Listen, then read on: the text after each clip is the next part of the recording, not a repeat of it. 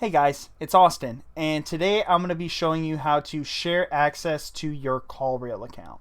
So the first step is going to be to go to callrail.com. You can Google CallRail, however you need to get here. You'll end up on this screen, and you're just going to click Login here up in this corner. And then it may be tied to your Google account, or you may have an email address and password to type in. Mine's going to be tied to my Google account, so I'm going to just go ahead and hit sign in here.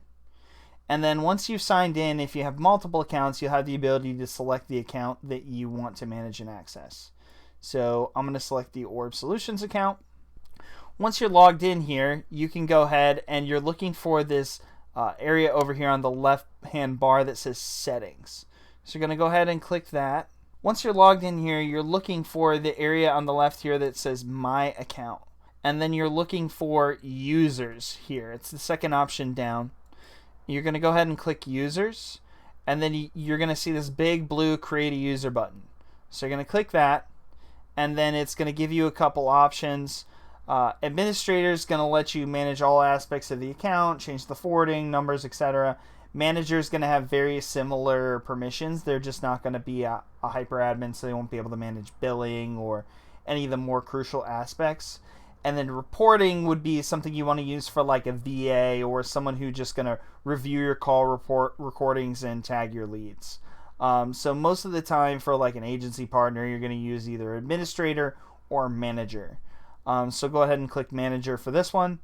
Then in user info, you're just going to type it in here really quick. And then you're going to want to define their chat display name. It shows I already exist, so I'm just going to use a modifier here. Chat display name, let's say I'm Austin2. Now you're going to go ahead and hit review. You can send an optional message. This will basically give them context in the email invite that gets sent out. And once you go ahead and hit this blue button to send here, it's going to send out a request for that person to join your account. You have the opportunity to share access with another user, or you can click this view all users button to go back to the panel, and you'll see that this user invite is pending right here. You have the opportunity, if they don't receive it, to go ahead and click this resend invitation button.